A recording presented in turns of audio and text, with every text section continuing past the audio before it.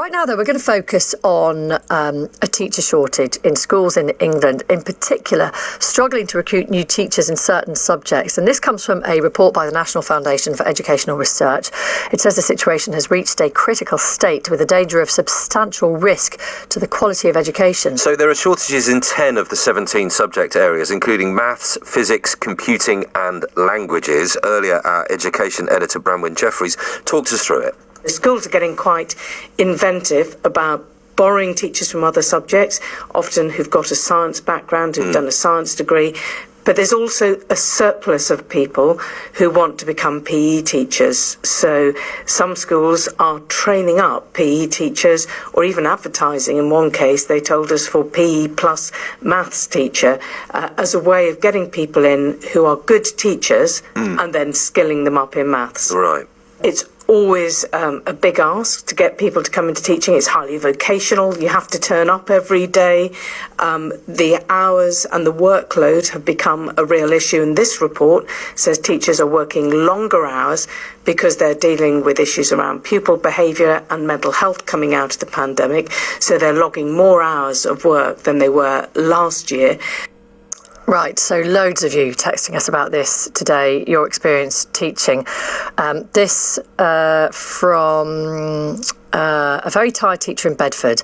There are many teachers who would accept a lower pay deal if workload issues were properly addressed. I'm in my 26th year of teaching and regularly work 60 hours plus per week. It's unsustainable. The complex issues we deal with day to day plus budget cuts mean that more and more needs to be done. I love my job, will do everything I can for the children, but I'm beginning to realise that this is at the expense of my own health. Says one person. This one here, my wife's a teacher, works 3 days a week after having our girls. She finishes working after our girls have gone to bed at 11 o'clock most nights. She says if she worked full time, she wouldn't be able to see her family at all. That's from Chris in Kettering. Charles in Ipswich, though, says, I retrained as a teacher after 30 years in business. It gives me real purpose and an opportunity to bring my whole life experience to the classroom. I teach modern languages and include stories and anecdotes of where my language skills have taken me in an attempt to inspire the kids. The silver teacher, says Charles, is a huge opportunity. Well, let's speak to Jack Worth, school workforce lead at the NFER, co-author of this report. Hi, Jack. Good morning. We've known about a crisis in teacher recruitment and retention for some time. What specifically have you been looking at? So we have known about the growing challenge of recruiting enough teachers, retaining enough teachers for a long time, as you say, since the kind of developed through the last decade, but it's really intensified since the pandemic as we've had such a competitive labour market. So it's really difficult to attract the teachers that we need into teacher training, but also to hold on to the ones that we've got in the classroom, which is driven, like we just summarised, in terms of those really key issues like teachers' workload, which has increased last year compared to the year before, and teachers' pay, which has been losing competitiveness compared to the rest of the labour market over a number of years, stretching back to 2010. So this is particularly acute in areas such as modern, foreign languages, physics, maths, other STEM subjects. So those are where the most acute shortages are, and like Branwen was saying, in terms of finding staff to fill those shortages, it is particularly challenging. And while a couple of subjects, one of them being PE, over recruits, in general, across all of secondary teacher training, we're nowhere near getting enough teachers to meet the overall target. Right. So there's just a big squeeze on supply more generally. And tell us about some of the measures that schools are resorting to then in order to fix this. Well, schools can't carry a vacancy like many companies can, and then sit there with classrooms without teachers. So school leaders have to be resourceful and they have to mitigate these shortages.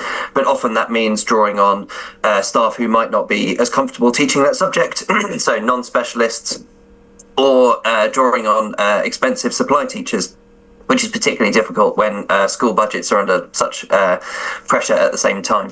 Now, we talk a lot about how challenging teaching is, and we know and we recognise that. We know that children are presenting with more complex needs.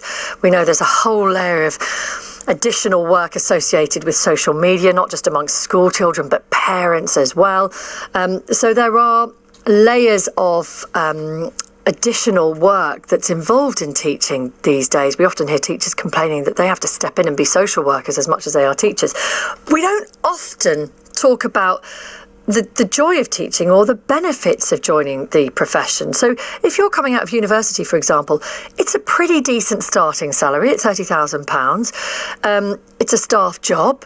You're not part of the gig economy. You've got guaranteed holidays. There's a pension. There are opportunities for progression. It can be hugely rewarding. So do you think we are maybe missing an opportunity to talk this up, that we are part of the problem, saying how awful it can be?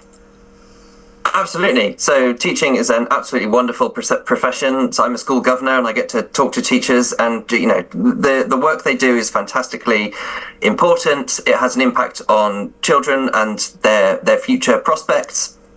It sets them up for life as a nation. It's our big investment in the future. So it's incredibly important, and teachers do recognise that as well. So they in surveys conducted by the Office for National Statistics, they're much more likely to say that they have a feeling of the things that they do are worthwhile. So that's definitely part of it. But at the same time, we also ask a lot of our teachers and put a lot of pressure on them. And the job itself can be very challenging, particularly with the kind of needs that are in the pupil, in the classroom. After the pandemic, the kind of growing issues that children are presenting with. So we should be talking up the teaching profession. Thousands and thousands of people become teachers every year, and we have 500,000 teachers in this country who are doing a fantastic job. But at the same time, we need more to meet growing needs, and we need to attract more and make it a attractive profession. Yeah, and you talk about the numbers of teachers. Actually, that's what the Department for Education is saying. More teachers now than ever before. They say 468,000 teachers in the workforce. That's up 27,000 from 2010. They talk about the largest teacher pay rise in 30 years and a minimum starting salary of £30,000. So they would presumably say they're doing all they can to get people into the profession on a limited budget as well. What more could or should be done, do you think? And there's some interesting conversations about introducing a bit more flexibility or possibly a 9-day fortnight in order to try to ease the workload a bit. Yeah, I mean, to contextualise those figures, so yes, teacher numbers are higher than they were in 2010, but also the pupil numbers are a lot higher than 2010. So we've needed a lot more teachers, and actually we haven't kept up, and class sizes have been rising slightly, especially in secondary. And on pay, it has been rising. So 6.5% was a big increase for teachers' pay last year. But at the same time, outside earnings have been growing by 6.5%, and the long-term picture is that teacher pay hasn't grown as fast as the rest of the labour market. So it has lost competitiveness. So despite that, there are big issues.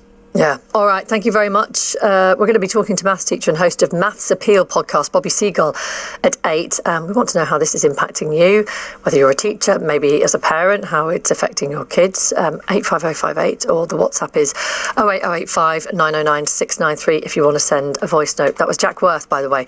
He's a school workforce lead at the National Foundation for Educational Research. 18 minutes past 7.